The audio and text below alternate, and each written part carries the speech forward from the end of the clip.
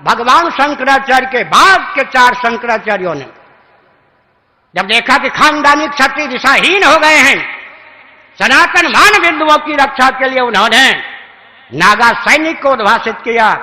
मैं बड़े लाड़ प्यार से अपनत्व से पूछना चाहता हूं, वो नागा सैनिक अपने लक्ष्य पर अडिग हैं, करोड़ों किलोमीटर दूर भटक गए, बहुत दूर चले गए।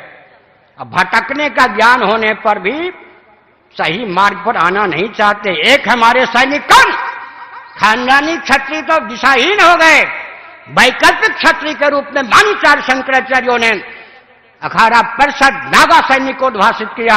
आज नागा सैनिक हैं लक्ष्य से सुदूर। 300 वर्ष पहले मान्य गुरु गोविंद सिंह जी ने हिंदू धर्म की रक्षा के लिए खालसा पंथ बनाया। आज लाखों की संख्या में विश्व में सिख हैं, सैनिक हैं, लेकिन सनातन मान बिंदु की रक्षा के लिए नहीं है। दूसरे सैनिक भी हमारे साथ नहीं। तीसरे सैनिक हेडगेवार जी ने आरएसएस को ख्यापित किया, एक दल का प्रचारक बन के आरएसएस रह गया। तीनों सैनिक रहने पर भी हमारे किस काम के? सनातन मान बिंदु की रक्षा के लिए तीनों सैनिकों में किस सैनिक का उपयोग और विनियोग हो रहा है? मैं क्रांतिकारी दृष्टि से बोलता हूं।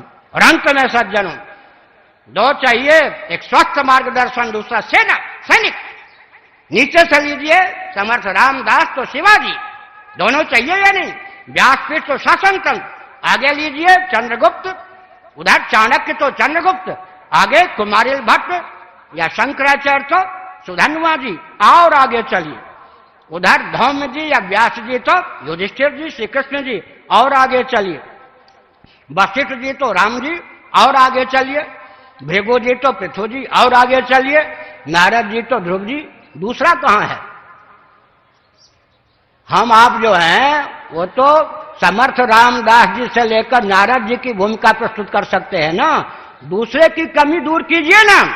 हम अहिंसा के पक्षधर हैं, लेकिन बौद्धों की झूठी अहिंसा ने देश को गर्त में डाल दिया।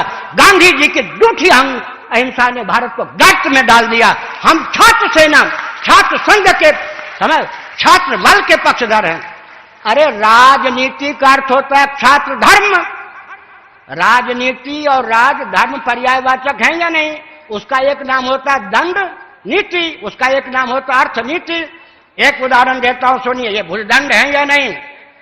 इनसे हम हवन भी करते हैं, लिखते भी हैं, गणानान्त्वा ऐसा घन पाठ आदि भी, वेद का उच्चारण भी करते हैं, भोजन भी करते हैं, तैरने में भी इसका उपयोग होता है, चलने में भी उपयोग होता है। ऐसे बिना हाथ के चलने वाले की स्थिति क्या होती है?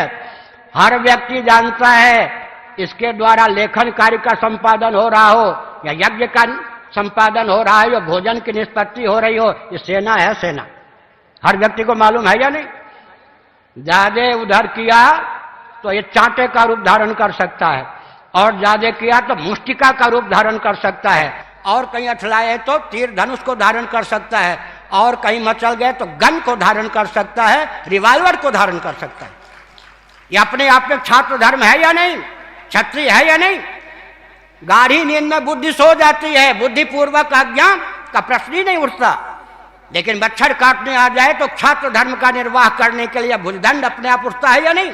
परंपरा प्राप्त निसर्ग सिद्ध संस्कार संवेद या भुजदंड अपने आप पहुंच जाता है। मच्छर चपेट में आ जाए तो उसका कचूमर निकल जाता है, और भाग जाए तो कम से कम इसके द्वारा खुजला लेते हैं।